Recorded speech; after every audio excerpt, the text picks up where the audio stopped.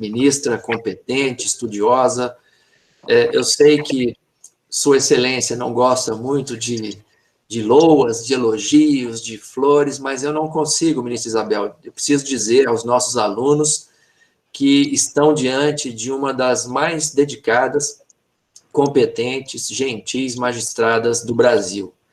A ministra Maria Isabel Galotti é um exemplo, é fonte de inspiração para as novas gerações de juristas e tem se notabilizado no Superior Tribunal de Justiça pelas posições modernas, vanguardistas, exaustivamente defendidas, e eu percebo que já algum aluno aqui já acompanha a sua atuação, o Roberto menciona aqui no chat, ministra Isabel, a sua atuação sempre firme, sempre precisa, produzindo excelentes decisões. Presta, portanto, um serviço maravilhoso à cidadania e, portanto, é uma alegria imensa poder recebê-la aqui para falar de um tema que o professor Ulisses e eu consideramos extremamente relevante, que é o tema das ações civis públicas, um tema ainda que gera muitas incompreensões, muitos debates. Recentemente, o Supremo Tribunal Federal se debruçou sobre ele,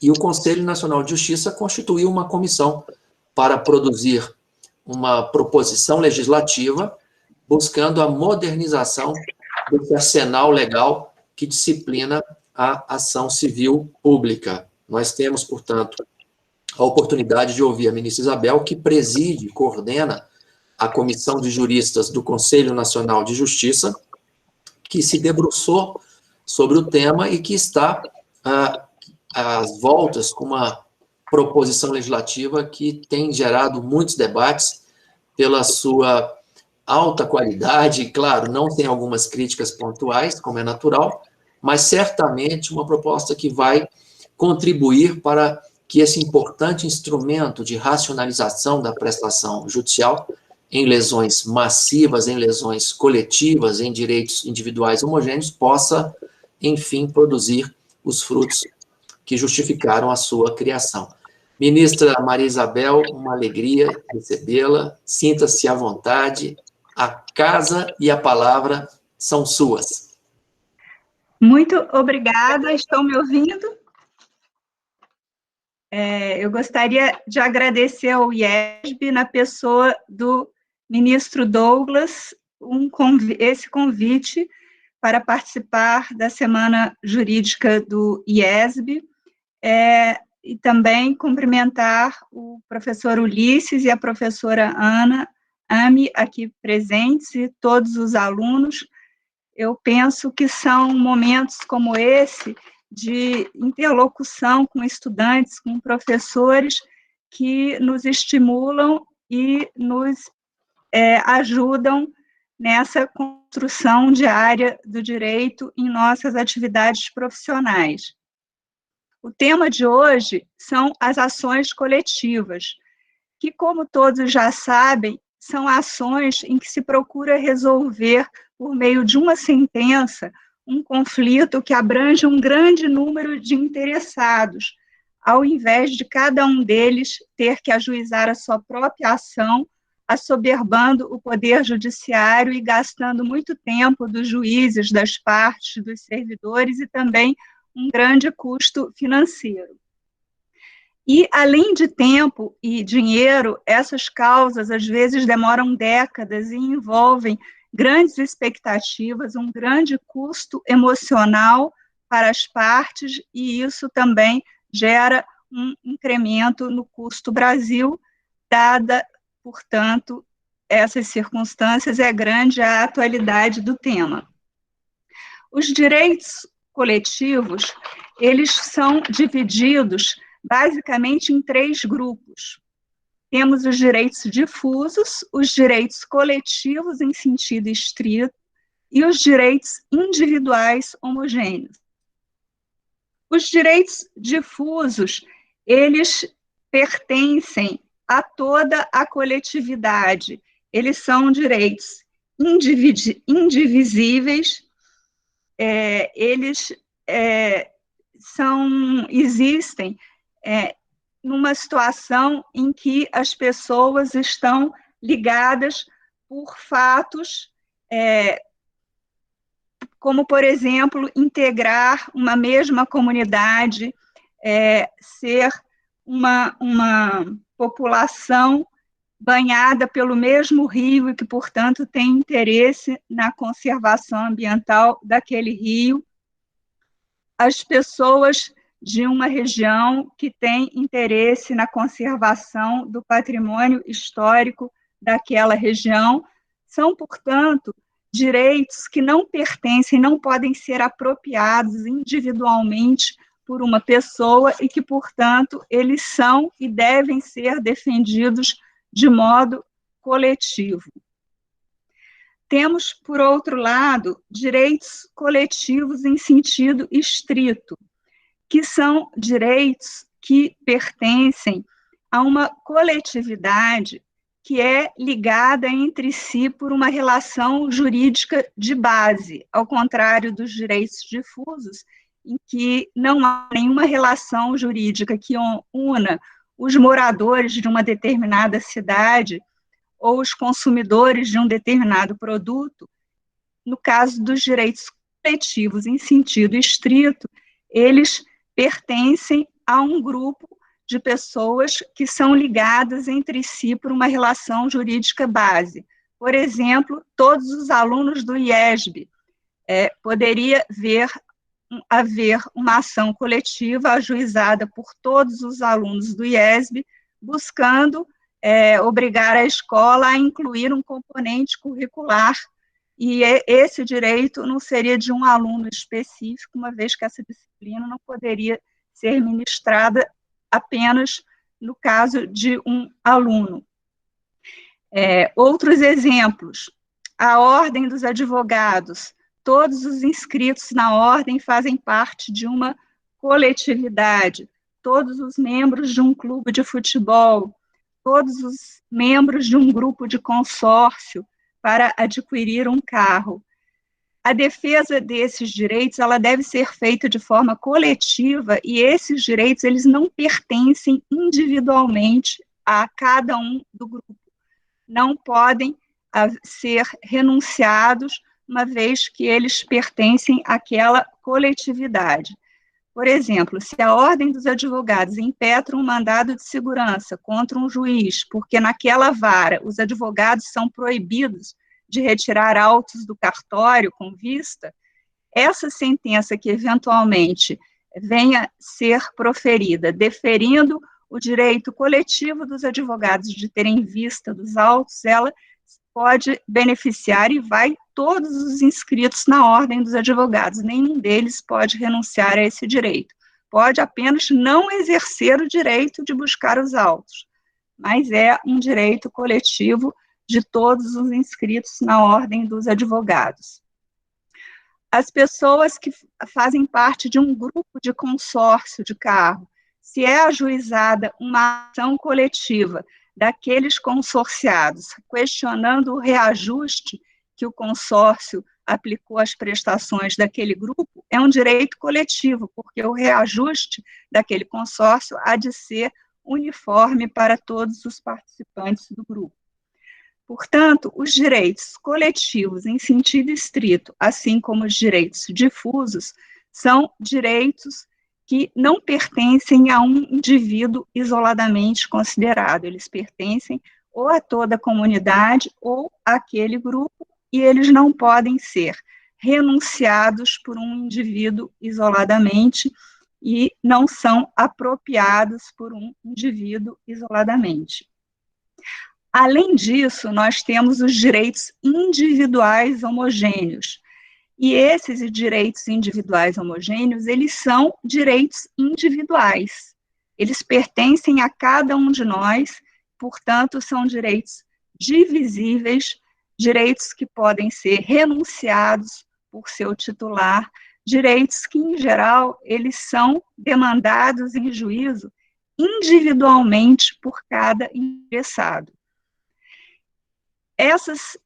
A tutela dos direitos individuais homogêneos na justiça, na verdade, é uma tutela de direito individual apenas feita de forma coletiva, para facilitar a defesa desses direitos em juízo. Portanto, nós temos nessa categoria centenas de milhares de ações contra bancos, postulando expurgos inflacionários de poupança na década de 90. Temos ações envolvendo remuneração de servidores públicos ou de trabalhadores de determinadas empresas, que podem ser ajuizadas, cada um deles ajuizar a sua própria ação, ou então elas podem ser movidas por uma associação que represente todos eles, ou também, em certas circunstâncias, pelo Ministério Público, se for um direito indisponível. No caso dessas ações, é possível que um servidor público ajuize uma ação buscando aquele reajuste só para ele, e esse servidor ele vai ter a possibilidade de escolher o advogado que ele quiser, entrar com a ação quando ele quiser, mas é possível também que a associação de servidores ajuize uma ação coletiva buscando defender esses direitos individuais homogêneos de cada um dos servidores daquele órgão.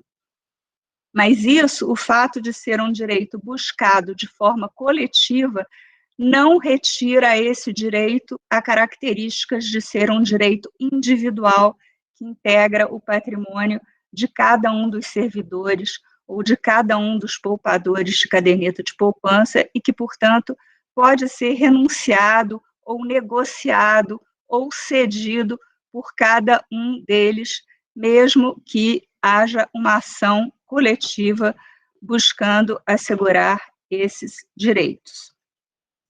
Atualmente, a tutela jurídica dos direitos difusos, coletivos e individuais homogêneos, ela se encontra distribuída em várias leis esparsas, que, em conjunto, formam o que a doutrina denomina de microsistema das ações coletivas. A primeira dessas ações surgiu ainda na década de 60, em 1965, que foi a Lei de Ação Popular. A Lei de Ação Popular, ela tem um escopo bem específico, que é a proteção ao patrimônio público, e a Constituição de 88 agregou ainda a defesa do meio ambiente e do patrimônio histórico. São, portanto, assuntos públicos, seja o patrimônio público, seja o meio ambiente e o patrimônio histórico, que também são direitos com caráter público. Posteriormente, na década de 80, veio a lei que ainda hoje disciplina as ações civis públicas, a Lei 7.347. E essa ação civil pública, ela foi, assim como a ação popular, concebida para a defesa de direitos difusos e direitos coletivos, ou seja, direitos de toda a coletividade ou de um grupo, por natureza, portanto, direitos transindividuais, que não são direitos de uma pessoa específica, isoladamente considerada, indivisíveis, insuscetíveis de apropriação individual e de renúncia pelo autor da demanda coletiva. Então, até essa época, o que nós tínhamos em termos de ações coletivas era uma ação popular, mas essa com foco em proteger o patrimônio público de atos danosos contra o patrimônio público, e a ação civil pública, que já tinha um escopo bem mais amplo, porque podia ser promovida, como ainda pode, por associações em defesa de direitos privados de seus associados, ou Ministério Público e Defensoria também em defesa de direitos aí da coletividade em geral, mas não direitos contra o Estado, que é o que ocorre na ação popular. Veio, então, a Constituição de 1988 e deu estatura constitucional a essas ações de defesa de direitos difusos, coletivos e individuais homogêneos, naturalmente sem fazer essa classificação ainda. A Constituição, ela previu a ação civil pública a ser ajuizada pelo Ministério Público, o inquérito civil público, ela autorizou as associações de classe a defender os seus associados quando expressamente a tanto autorizadas, e também instituiu o mandado de segurança coletivo.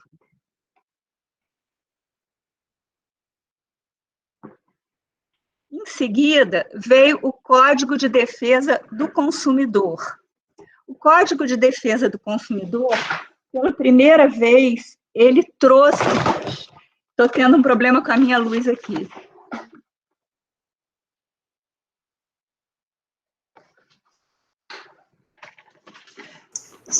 Ele trouxe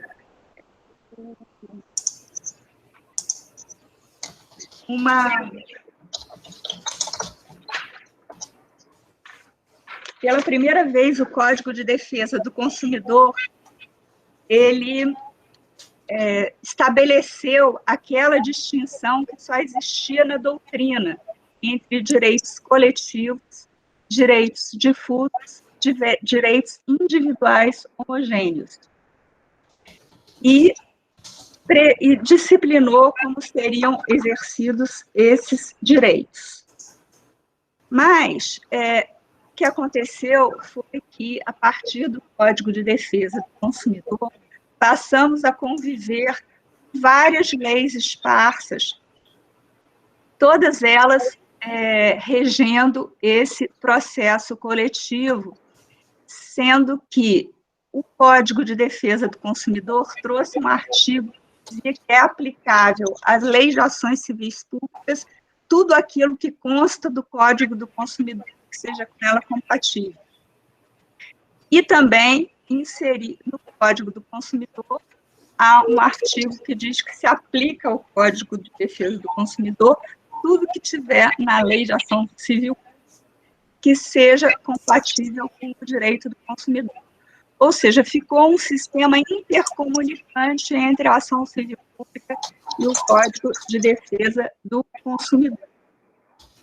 Isso vem gerando, ao longo dessas mais de 3 décadas, desde o Código de Defesa do Consumidor da Constituição, algumas perplexidades na prática, no dia a dia do Instituto. Isso porque, quando foi editada a Constituição e o Código de Defesa do Consumidor, havia uma preocupação muito justa de ampliar o acesso à justiça.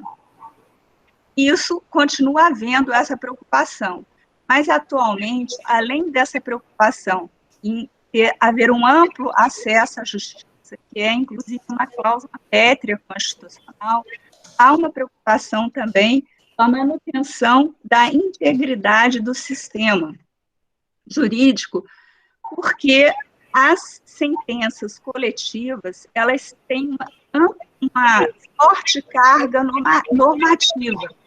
Uma sentença coletiva, ela, muitas vezes, ela é quase tão abstrata como uma lei, sendo que, sobre a lei, ela tem a vantagem de poder ser executada. Então, ela pode decidir uma relação jurídica em benefício de milhares de subscritos, dizendo como vai ser disciplinada aquela questão suscitada pelo autor da ação e, portanto, é necessário que haja uma convivência entre as diversas ações coletivas, tipos de ação que são hoje regulamentadas por essas leis, a Lei de Ação Civil e o CDC, particularmente. O sistema atualmente vigente, ele permite que essas ações coletivas sejam ajuizadas, tanto a ação civil pública como as ações do Código de Defesa do Consumidor, por entidades que têm uma legitimidade universal, que são o Ministério Público, que pode ser o Ministério Público Federal, se houver interesse federal, ou todos os ministérios públicos estaduais, também pela Defensoria Pública e estadual e federal. Esses, Ministério Público e Defensoria Pública, podem ajuizar quaisquer tipo de ação em defesa de direitos coletivos. Mas, além disso, permite-se que essas ações sejam ajuizadas por associação de classe. Quanto às associações de classe, a única restrição feita pela lei é que elas têm que ser constituídas há mais de um ano. Mas mesmo essa restrição legal foi muito mitigada pelo Superior Tribunal de Justiça, que entende que mesmo que a associação tenha sido criada há menos de um ano, se ela tratar algum assunto relevante na inicial, pode ser dispensada desse requisito de estar constituída há mais de um ano para que possa propor a ação. E, portanto, existem ações coletivas ajuizadas por diferentes associações ao longo de todo o país, muitas vezes buscando exatamente o mesmo direito coletivo, questionando o mesmo reajuste de plano de saúde determinado pela ANS, ou questionando um tributo que seja considerado inconstitucional, mas isso espalhado por todo o país. Em razão dessa circunstância, foram feitas algumas tentativas de resolver essa questão, porque muitas vezes havia decisões de um juiz num canto do país decidindo uma causa de um jeito e um juiz do outro canto do país decidindo uma causa de outra forma.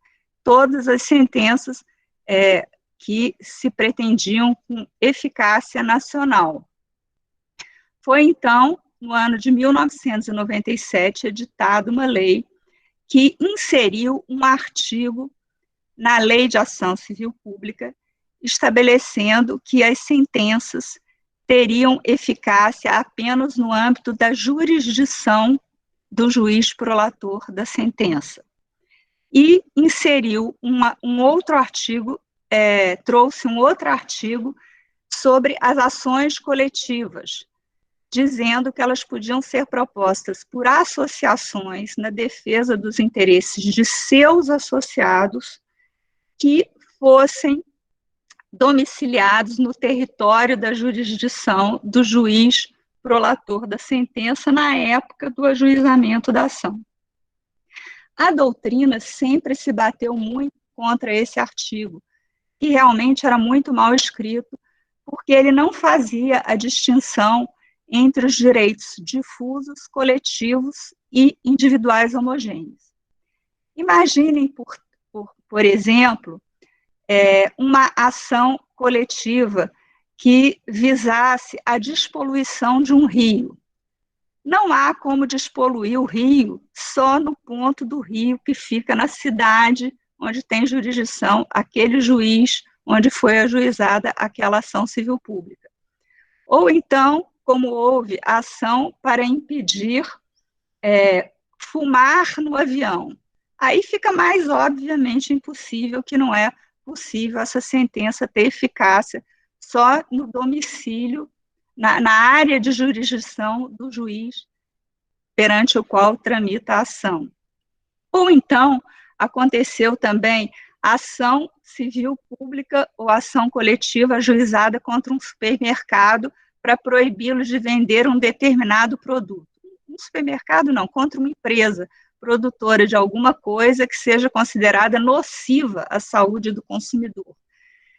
Entendia-se que teria que ser ajuizada uma ação coletiva em cada estado da federação, o que não é razoável, porque se aquela empresa fabrica um produto nocivo ao consumidor, esse produto, se for declarado nocivo, ele não pode ser vendido a consumidores de quaisquer lugares, e não apenas do município onde é situado o juiz prolator.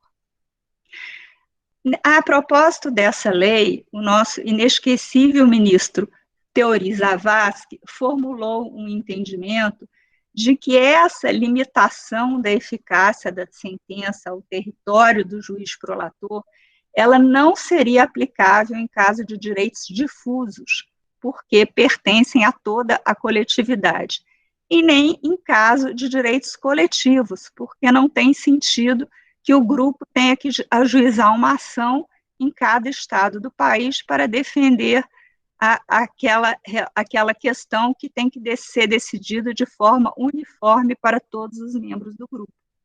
Entendia o ministro Teori Zavascki que essa lei era constitucional, mas ela só se aplicava a direitos individuais homogêneos.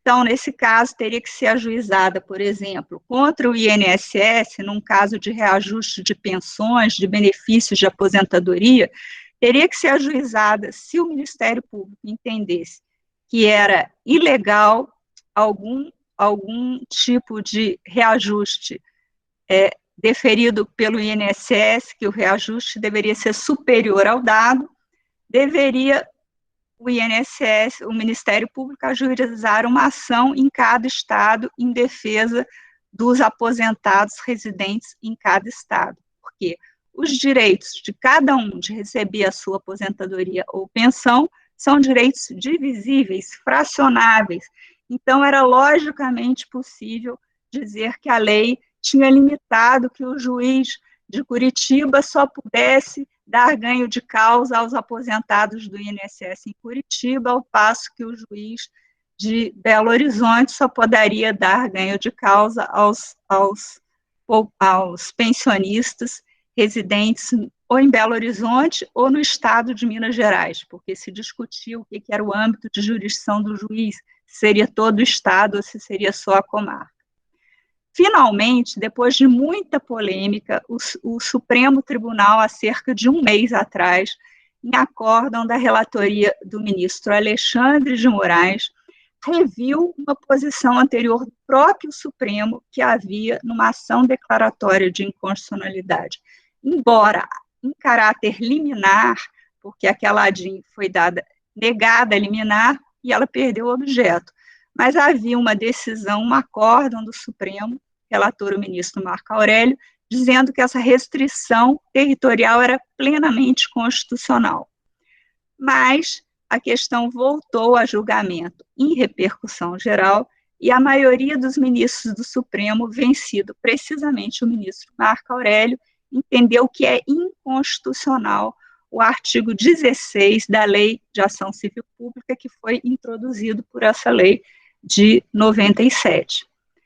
Mas não resolveu totalmente a questão, porque o Supremo declarou inconstitucional a mudança feita na Lei de Ação Civil Pública, mas não declarou inconstitucional o outro artigo da mesma lei que tratava de ações coletivas, e tampouco foi explicado o que significa uma ação coletiva em contraposição a uma ação civil pública. É o mero título, rótulo dado ao autor da ação que vai dizer se ela é ação civil pública ou ação coletiva? Eu penso que não, eu penso que o que interessa é a natureza jurídica do direito controvertido.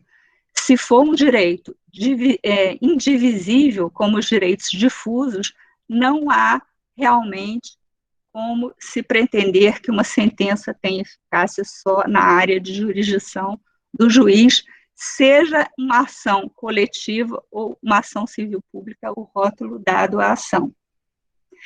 E agora, ainda semana passada, o Superior Tribunal de Justiça resolveu uma outra questão relevante sobre esse assunto na segunda sessão, num recurso repetitivo com eficácia geral, vinculante sobre os demais tribunais, sobre esse artigo que o Supremo não examinou no processo de repercussão geral e sob um outro enfoque, porque o STJ decidiu que todas as associações, quaisquer que sejam elas, têm legitimidade para defender quaisquer pessoas, mesmo que não associadas da associação.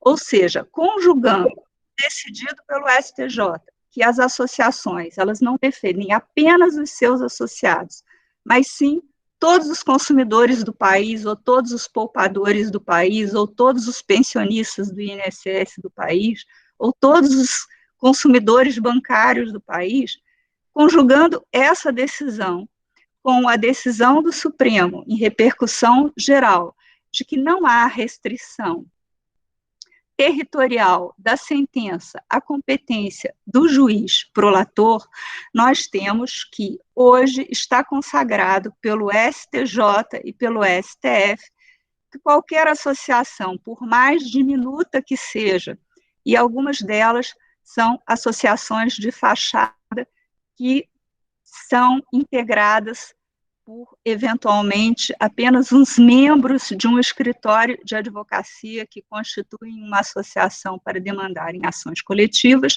e outras associações são respeitabilíssimas, dispõem em seus quadros de profissionais gabaritados, de especialistas em áreas específicas, algumas são dedicadas à defesa de consumidores, outra à defesa do meio ambiente, outras à defesa do patrimônio histórico, dispondo de elevado grau de representatividade, todas elas, independentemente de serem pequenas associações ou reconhecida e notoriamente associações zelosas, passaram a ter reconhecida pelo STJ legitimidade para postular em defesa de quaisquer brasileiros ou de quaisquer consumidores, não precisa ser brasileiros, ou de qualquer pessoa que possa estar inserida no âmbito de interesse daquela sentença. Então, o quadro que temos atualmente é que, sobre um mesmo plano econômico da década de 80 ou 90, ou sobre um mesmo reajuste dado num determinado ano pelo INSS, nós temos a possibilidade de haver um número infinito de ações coletivas tramitando simultaneamente, mas em diferentes fases processuais, porque algumas já podem ter sentença, outras podem ter sido ajuizadas na véspera, outras já podem estar em grau de recurso para os tribunais superiores, mas qualquer sentença em cada uma delas poderá ser executada por qualquer pessoa que eventualmente seja favorecida com os termos daquela sentença.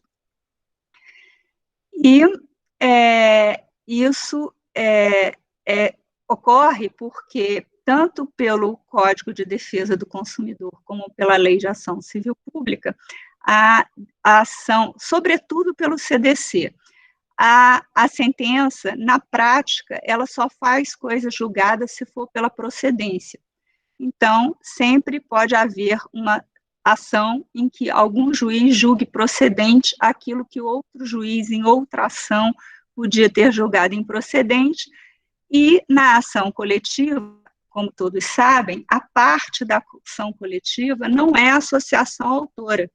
A associação autora age como substituta processual de cada consumidor ou de cada aposentado do INSS, nos exemplos que eu estou dando. Então, o que temos hoje em dia permitido pela legislação é a reprodução em número indefinido da mesma lide, no sentido de que são os mesmos consumidores substituídos, é o mesmo réu, o INSS, ou uma determinada empresa que eventualmente produza algum produto tido como defeituoso, e esse mesmo réu vai ter que se defender em todas as ações coletivas, e ele vai ter que obter êxito em todas elas, porque a coisa julgada nunca ocorrerá em caso de improcedência.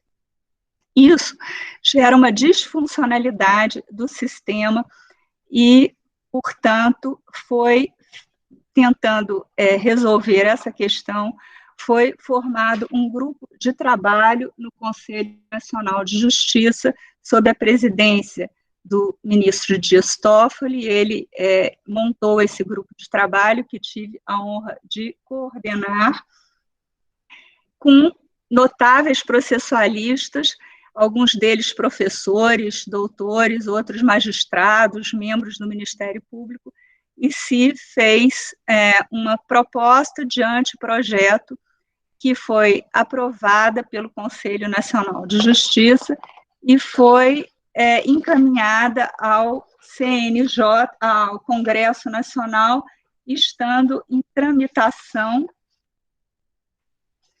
E, além desse projeto, já há um outro projeto de lei, de iniciativa de outro deputado, também tentando tratar do mesmo assunto, embora com óticas diferentes.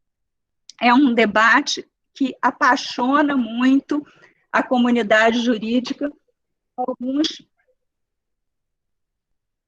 Alguns processualistas entendem que esse projeto do CNJ implica um retrocesso, outros processualistas entendem que é um debate que vale a pena e que o projeto contém avanços, e eu vou falar em breves palavras aqui as novidades que o projeto busca introduzir e que são mais alvo de crítica, de controvérsia, de polêmica. Uma delas é a questão da representatividade adequada e do litisconsórcio ativo. Como eu já havia explicado, atualmente, qualquer associação, menor que seja, tem legitimidade para ajuizar a ação em defesa de quaisquer direitos de quaisquer pessoas ao longo de todo o território nacional.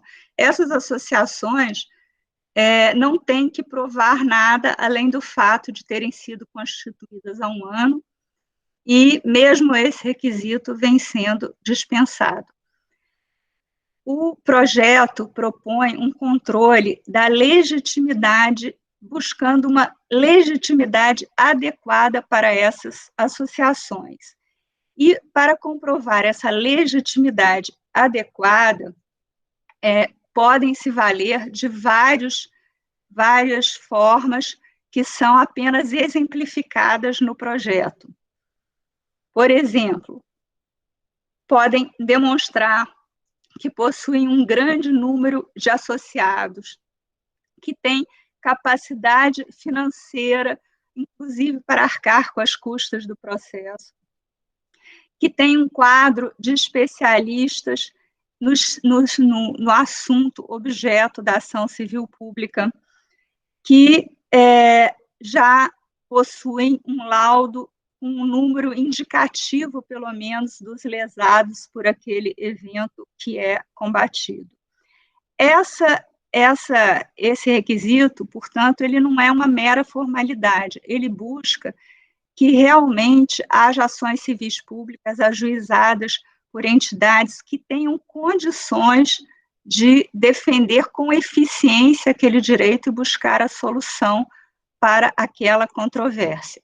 O projeto prevê que a essas iniciais possam aderir quaisquer outros legitimados, ou seja, a ação é proposta por uma associação e outras associações que tenham em seu estatuto social a defesa daquele mesmo objeto, como, por exemplo, o meio ambiente, podem entrar como autoras, podendo, inclusive, fazer aditamento ao pedido inicial e à causa de pedir, caso façam no prazo estabelecido no projeto.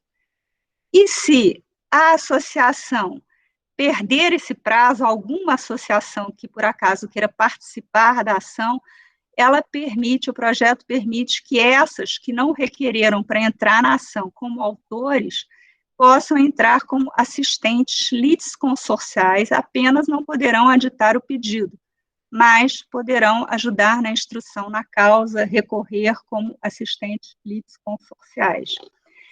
Essa ação coletiva, o projeto determina que será a única ação coletiva sobre aquele assunto. Portanto, acaba com a possibilidade de haver várias ações tramitando no país sobre o mesmo litígio. E isso é razoável, uma vez que o projeto permite e estimula que haja o ingresso de outros legitimados, que podem ser outras associações, ou o Ministério Público, a Defensoria Pública, todos naquela ação, para que haja uma instrução, para que haja defesa com todos os argumentos possíveis vislumbrados por todos os legitimados, e que aí, numa ação tão bem desenvolvida, possa, de fato, haver uma sentença coletiva que leve realmente ao fim do litígio e à pacificação social. Portanto, o Código prevê que, se houver um ajuizamento de uma outra ação que vise o mesmo objetivo em prol do mesmo público substituído, que essa outra ação será extinta por litispendência ou por coisa julgada, e se for uma ação apenas parcialmente coincidente, que o objeto é apenas parcialmente coincidente, o projeto determina que a segunda ação deva ser remetida por conexão ao juiz onde tramita a primeira ação. E a coisa julgada, formada por essa ação, que será uma ação muito mais plena, muito mais importante, muito mais bem discutida, muito mais forte, portanto, ela vai gerar uma sentença também muito mais forte, vai gerar uma sentença com eficácia erga omnes em todo o território nacional, em prol de todos os interessados, independentemente de serem vinculados à associação autora. O que, na prática, já está ocorrendo pelo acórdão do Supremo e do STJ, mas só que agora nós temos várias ações simultaneamente correndo e todas elas fazendo coisa julgada só se forem pela procedência. Então, eu penso que o projeto dá segurança, põe ordem no sistema. Outra questão polêmica diz com a convivência entre as ações individuais e coletivas. Porque se o projeto ele não impede que, estando tramitando esta ação coletiva, que cada lesado, no caso de direito individual homogêneo, ajuize a sua própria ação. Então, se houver, por exemplo, uma ação ajuizada pelo Ministério Público Federal contra o INSS, alegando que naquele ano foi dado um reajuste inferior ao devido aos aposentados, isso, outras associações de classe, associações de aposentados de vários órgãos, elas podem aderir como autoras ou litisconsortes, mas isso não impede que um determinado aposentado resolva entrar com a sua ação individual, preservando-se, assim, o direito amplo e pleno de acesso à justiça. No sistema atual, as ações coletivas, elas não obstam, em tese, a tramitação das ações individuais. Segundo o Código de Defesa do Consumidor, quando há uma ação coletiva em tramitação e há ações individuais, o autor de ações individuais que estejam em tramitação, eles têm que pedir a suspensão das suas ações sob pena de não poderem se beneficiar da sentença coletiva. O projeto é muito criticado porque estabeleceu que o autor individual tem que desistir da sua ação, e ele é criticado porque se diz que isso é um retrocesso na luta pelos direitos coletivos, porque enquanto o projeto exige a desistência da ação individual, o CDC atualmente exige apenas a suspensão da ação individual. Mas há uma falácia nessa crítica, porque o CDC exige a suspensão da ação enquanto está tramitando a ação coletiva, que nós não sabemos se vai ter uma sentença de procedência, de improcedência ou de extinção sem exame do mérito. O projeto não, o projeto deixa correr paralelamente à ação coletiva e ações individuais daqueles que querem ajuizar a ação individual, e a desistência é exigida só na fase de execução de sentença, porque não seria razoável que alguém pretendesse executar uma sentença obtida numa ação coletiva e, além disso, prosseguir com a sua ação individual com o mesmo objetivo. Portanto, eu penso que essa crítica não tem procedência.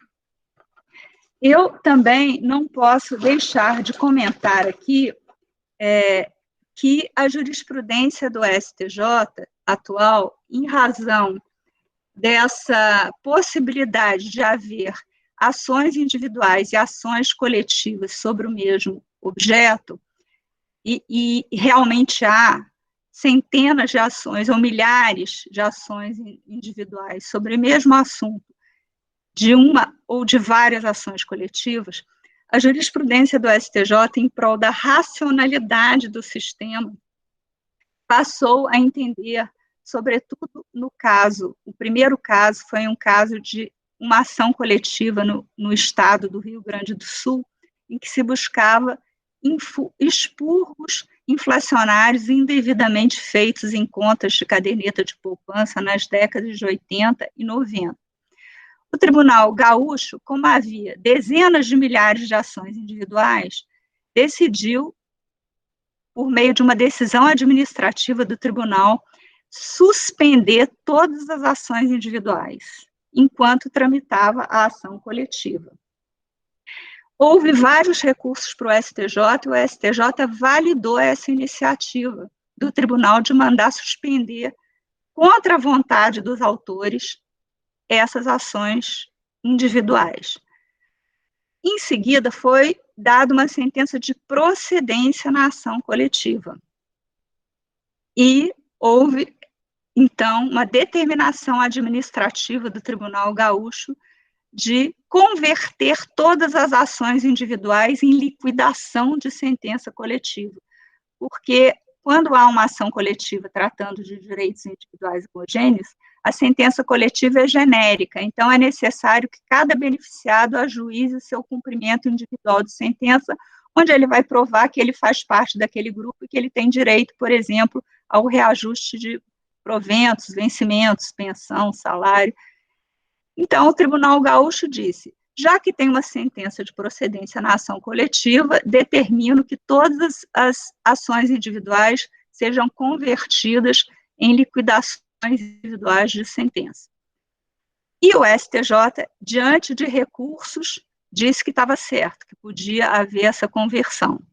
Mas, posteriormente, houve uma outra jurisprudência do STJ que entendeu que o prazo para as ações coletivas, o prazo de prescrição para ajuizamento de ação coletiva é só de 5 anos. E no caso de ação ordinária para buscar esses mesmos expurgos inflacionários, o prazo era de 20 anos, na época do Código Civil de 16, quando aconteceram esses expurgos, na década de 80 e 90. Então, isso causou um prejuízo para os autores, que tinham ajuizado, porque essa ação coletiva tinha sido ajuizada há mais de 5 anos dos expurgos. Ela, portanto, foi fadada, apesar de ter uma sentença de procedência, ela ia ser extinta por prescrição.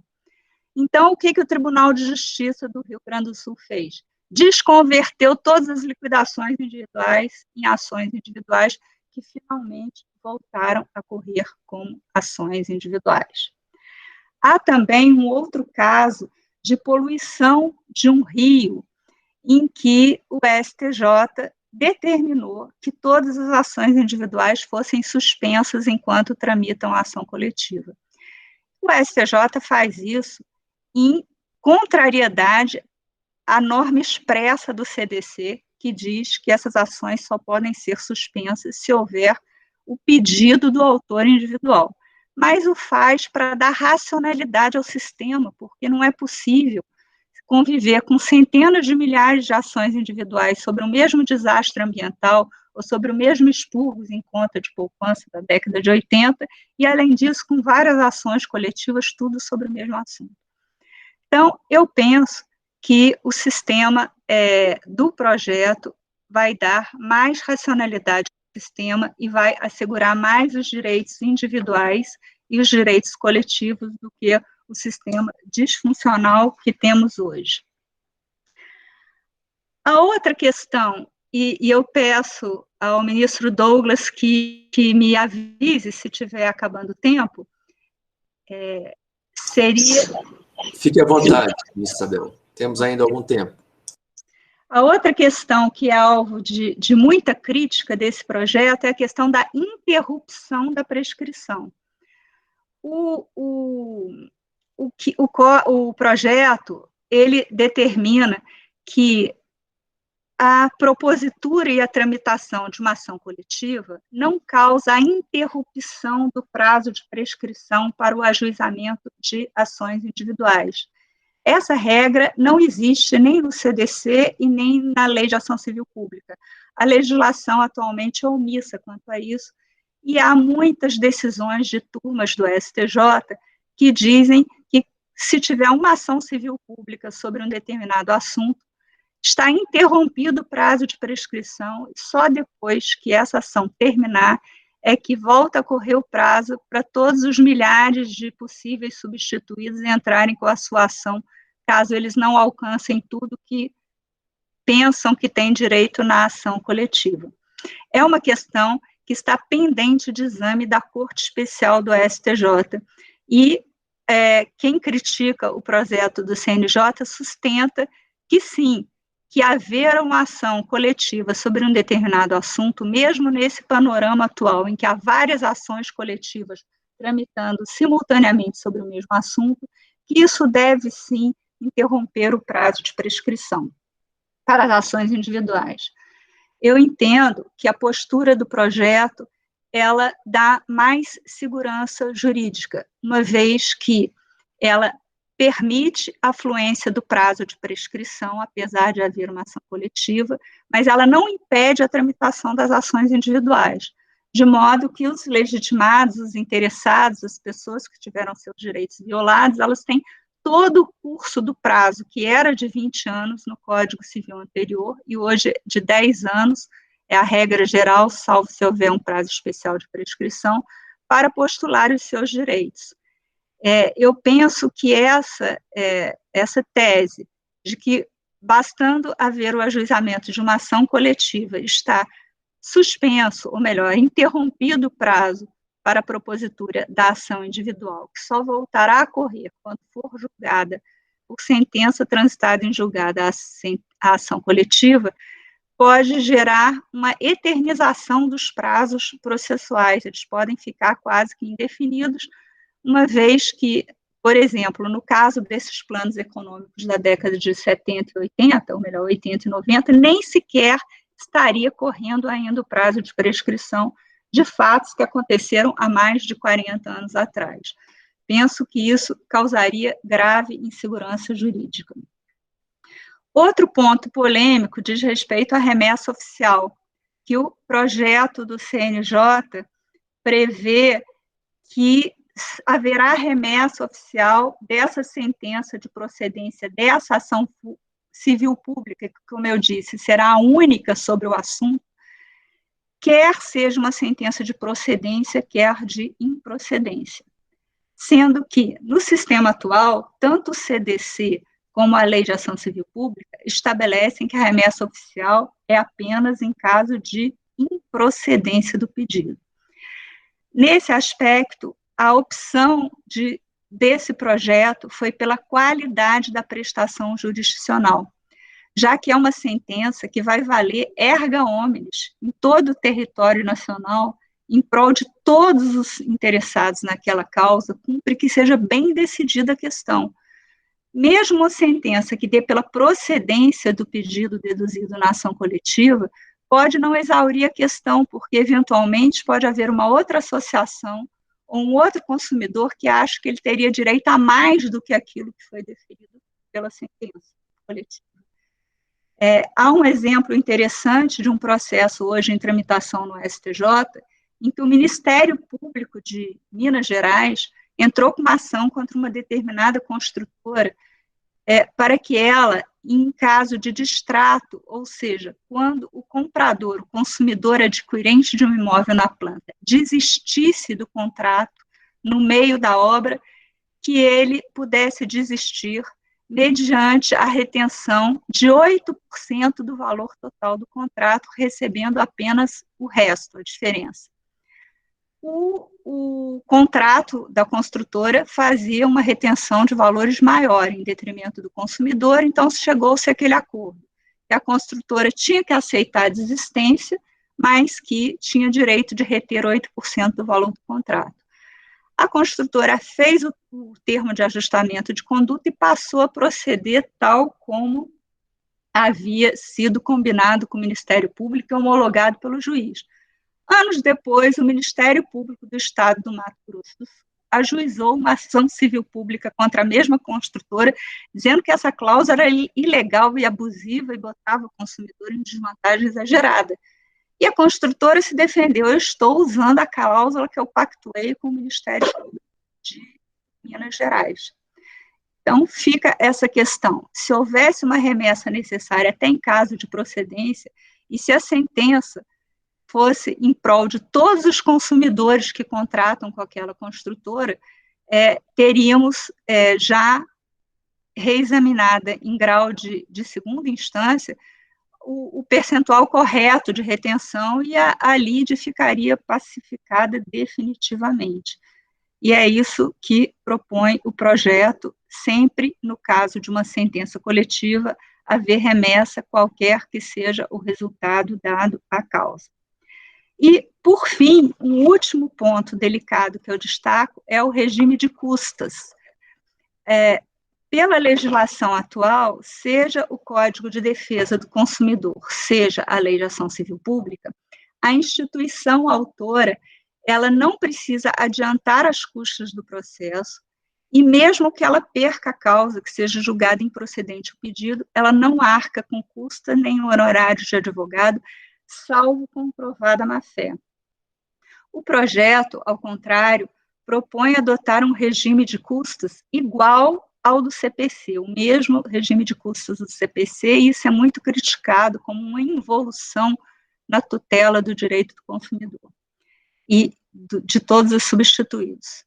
Eu pondero que não estamos aqui tratando de ação popular, porque em caso de ação popular, a própria Constituição assegura que o autor popular não será condenado em custas, salvo comprovada má-fé. Mas estamos aqui tratando de uma ação civil pública com uma nova roupagem, uma ação que deve ser proposta por uma associação capaz de arcar com os ônus do processo, a qual podem aderir todas as outras associações ou entidades legitimadas, onde deverá haver condições de se fazer uma instrução processual adequada e, portanto, deverá haver responsabilidade por quem ajuiza a ação pelo pagamento dos custos do processo, se for, ao final, sucumbente. Eu penso que essa responsabilidade, ela traz como consequência favorecer que sejam ajuizadas ações sérias, viáveis, com questões razoáveis, inibindo aventuras jurídicas. Penso, portanto, em conclusão, que esse sistema proposto pelo projeto, que certamente será aperfeiçoado com a colaboração da comunidade jurídica e objeto de amplo debate no Congresso Nacional, ele pretende fortalecer a ação civil pública e que não há essa dicotomia aparente que se põe de forma apaixonada, muitas vezes, entre o titular do direito individual homogêneo ou o titular do direito transindividual em oposição ao interesse do agente econômico ou do Estado. Porque, como dito na exposição de motivos do projeto do CNJ, a proteção dos indivíduos não pode se dar em detrimento da prosperidade econômica da sociedade, pois desta prosperidade depende o bem-estar dos próprios indivíduos. Portanto, eu agradeço a atenção de todos, agradeço ao ministro Douglas, ao professor Ulisses e todos os estudantes que me deram a honra da audiência. Muito obrigada. Ministra Maria Isabel, tenha certeza que os agradecimentos são todos nossos. Muito obrigado de coração por essa magnífica exposição que toca num tema delicado, um tema rico, e uma exposição que começou com uma base conceitual muito importante. Os nossos alunos, regra geral, têm alguma dificuldade em assimilar o que são direitos difusos, coletivos, individuais, homogêneos. Em um determinado semestre, o professor Ulisses talvez já tenha ouvido essa história, um aluno muito espirituoso dizia que esse gênero, direitos coletivos, correspondem àquela categoria dos direitos confusos, né? Que se subdividem em difusos, coletivos, em sentido estrito, e individuais homogêneos. Mas foi, de fato, uma exposição muito rica. Os nossos alunos têm, agora, às 19h15, os encontros ordinários com os seus professores da graduação. Também estão presentes aqui professores Frederico Vale, Miguel Ivan, Alexandre Neri, além, claro, da nossa querida coordenadora, a professora doutora Ani Ávila Assunção. Mas eu não posso deixar de conceder a palavra com muita alegria, com muita satisfação, ao professor Ulisses. Ministra Isabel, uma das maiores autoridades do Brasil em direito coletivo do trabalho. E todas as vezes que nós estudamos, discutimos o direito coletivo do trabalho, me vem à mente, à memória, a professora Ada Pellegrini Grinover, que em vários artigos, em muitas obras, afirmava que, no Brasil, a origem do sistema que foi concebido a partir da Lei 8078 de 90, o microsistema das ações coletivas, tinha como fonte de inspiração a nossa consolidação das leis do trabalho, a defesa dos chamados direitos coletivos trabalhistas, a negociação coletiva de trabalho, direito de greve e os impactos todos que deles decorriam no campo das relações individuais de trabalho. Mas, professor Ulisses, por favor, a palavra está contigo. Muito obrigado, professor Douglas. Queria agradecer a magistral aula com que nos brindou a ministra Isabel Galotti. Realmente foi, assim, de um aprendizado muito grande, não só para os nossos alunos, para os nossos mestrandos, mas para nós todos também, né?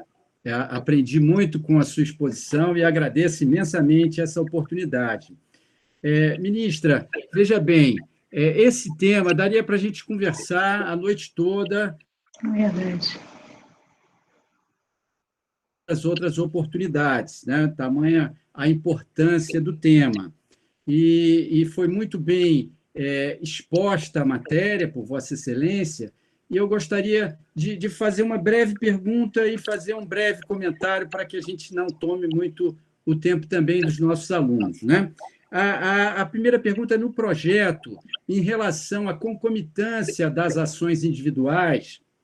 Vossa Excelência disse que o autor da ação individual ele tem a opção de desistir ou de continuar com a ação, né? Então, a minha pergunta é se, em continuando com a ação, ele é excluído da ação coletiva ou ele, lá na frente, se sair a sentença da ação coletiva, ele terá a oportunidade de desistir da sua individual e aderir à coletiva mais na frente. Então, assim, para mim não ficou muito claro como seria essa nova formulação em relação à concomitância da ação individual. Muito obrigada pela participação, professor Ulisses. No projeto, o que é proposto é que ela não seja suspensa, que ande quem quer ajuizar a sua ação individual pode ajuizar, e o fato de haver essa única ação coletiva tratando do assunto não impede que haja ação individual correndo normalmente, elas não seriam suspensas. O único momento em que deve haver desistência é quando já existe a sentença coletiva e o autor quer executar, ou seja, há uma sentença coletiva transitada em julgado, o autor, para executar, ele tem que desistir. Porque não tem sentido ele estar executando uma sentença e aí buscando a mesma coisa em outro processo individual.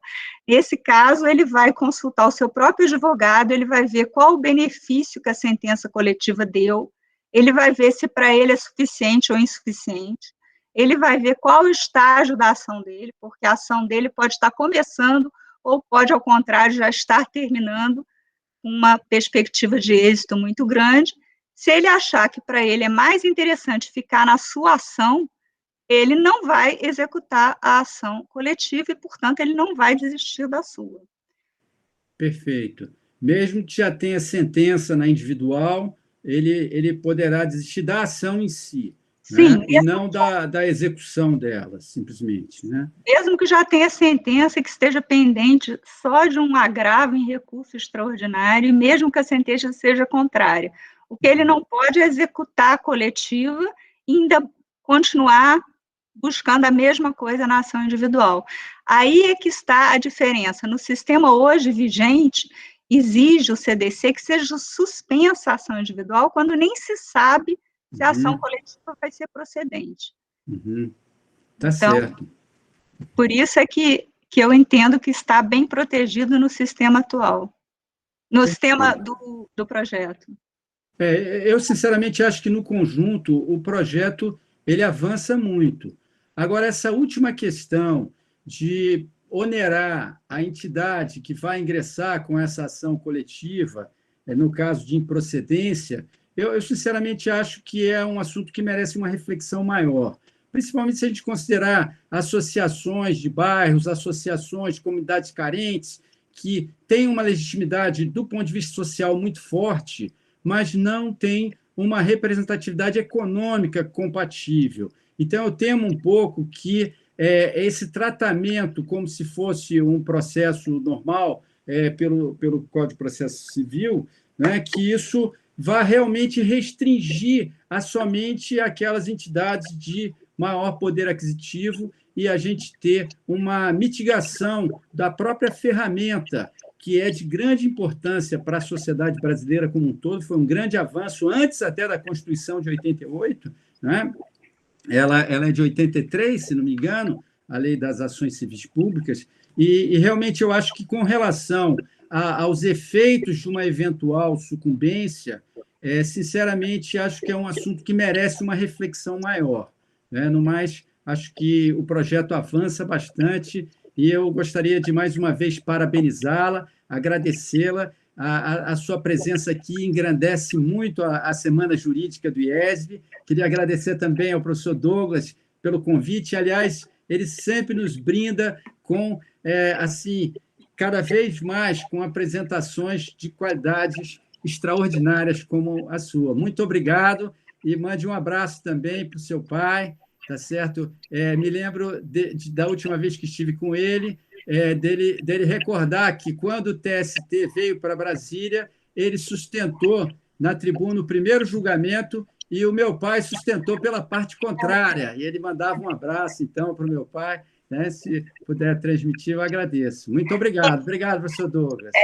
Eu gostaria de falar sobre essa questão das custas. Isso merece debate no Congresso, tanto que dividiu os membros da comissão.